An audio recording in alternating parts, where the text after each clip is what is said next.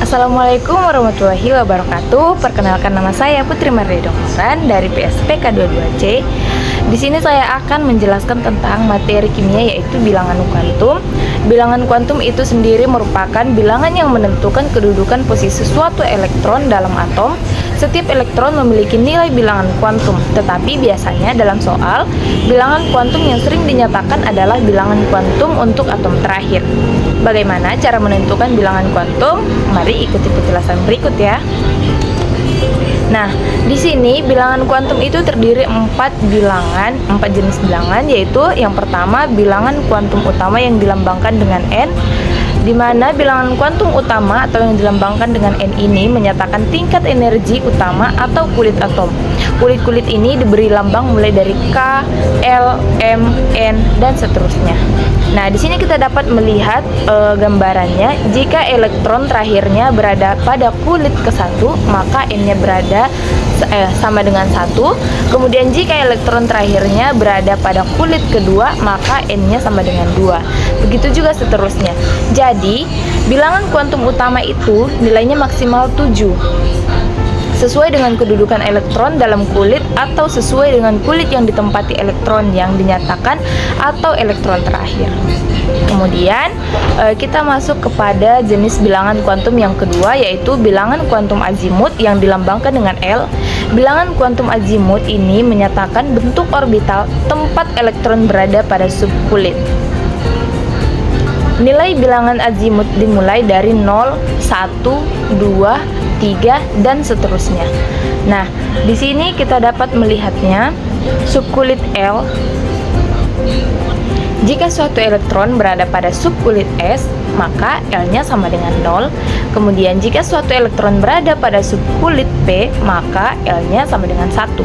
Kemudian jika suatu elektron berada pada subkulit D, sama dengan L-nya sama dengan 2. Dan yang terakhir itu, jika suatu elektron berada pada subkulit F, maka L-nya sama dengan 3. Nah, yang perlu diingat, bilangan kuantum azimut atau L nilainya pasti selalu lebih rendah dibandingkan dengan bilangan kuantum utamanya. Artinya, untuk elektron yang sama nilai L, tidak mungkin sama dengan nilai N. Kemudian yang ketiga itu kita masuk kepada bilangan jenis bilangan kuantum magnetik yang dilambangkan dengan M, yaitu bilangan kuantum magnetik ini menyatakan letak elektron pada suatu orbital. Syaratnya itu nilai M antara negatif L dan positif L. Nah, jadi misal suatu elektron berada pada subkulit S, maka nilai M-nya sama dengan 0. Kenapa? Karena nilai L-nya juga sama dengan 0. Kemudian, karena kemungkinan nilai M pada subkulit hanya ada 1, yaitu 0, maka orbital dalam subkulit S hanya 1, di mana untuk satu orbital ini maksimal dapat menampung 2 elektron. Kemudian kemungkinan nilai M pada subkulit P itu ada 3, yaitu min 1, 0, dan positif 1, maka orbital dalam subkulit P itu ada 3. Dan kemungkinan nilai M pada subkulit D itu ada 5, yaitu min 2, min 1, 0, positif 1, positif 2, maka orbital dalam subkulit D itu ada 5. Dan yang terakhir itu kemungkinan nilai M pada subkulit F ada 7, yaitu min 3, min 2, min 1, 0, positif 1, positif 2, positif 3, maka orbital dalam subkulit F itu ada 7. Selanjutnya kita akan membahas tentang bilangan kuantum spin, yaitu bilangan kuantum yang terakhir. Bilangan kuantum spin ini menyatakan arah perputaran elektron seperti arah perputaran arah jarum jam. Nah, di sini kita bisa melihat di slide PPT.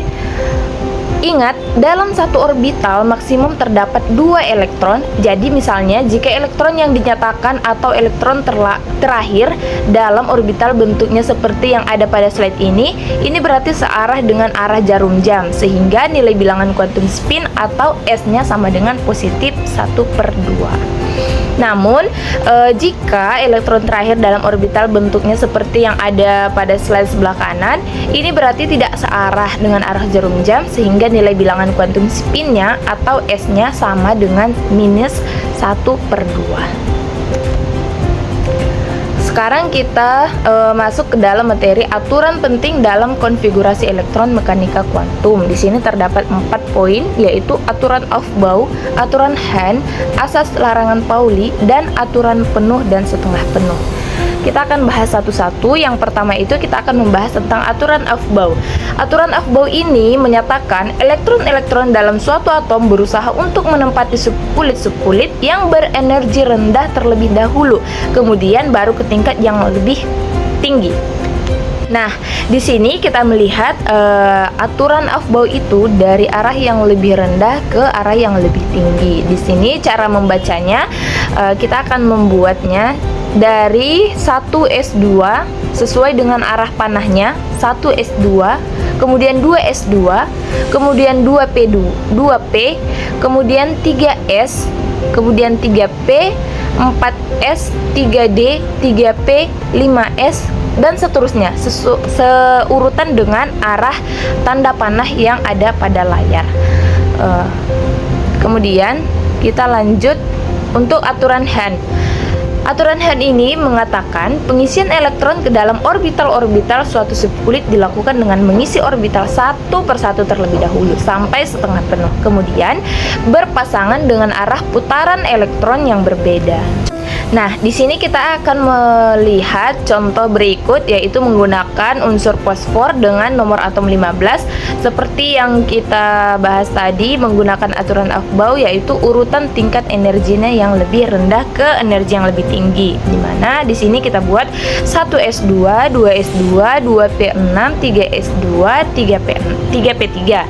Nah, di sini maksudnya seperti pernyataan aturan Hahn tadi, yaitu pengisian elektron dalam orbital-orbital suatu subkulit dilakukan dengan mengisi orbital satu persatu terlebih dahulu sampai setengah penuh, kemudian berpasangan dengan arah putaran elektron yang berbeda. Nah, inilah yang kita lihat pada orbital-orbital ini, yang dimana yang 1s2 itu mengisi dua elektron, kemudian yang 2s2 juga mengisi 2 elektron. 2p6 itu terlebih dahulunya kita mengisi satu persatu. Di orbital pertama kita isi 1, orbital kedua kita isi 1, orbital ketiga kita isi 1 elektron juga.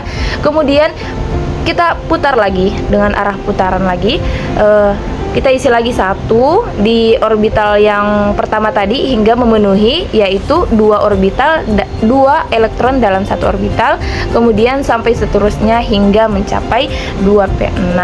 Kemudian 3s2 juga sama dengan 3p3 juga.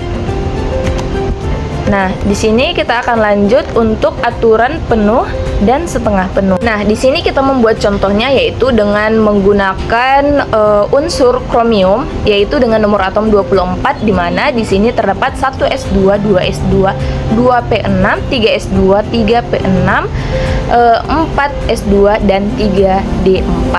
Nah, di sini orbital-orbitalnya itu sudah penuh kecuali 3d4. 3d4 ini tidak penuh atau setengah penuh. Nah, mari kita bahas selanjutnya. Di sini agar stabil, satu elektron dari 4s pindah ke orbital 3d yang kosong.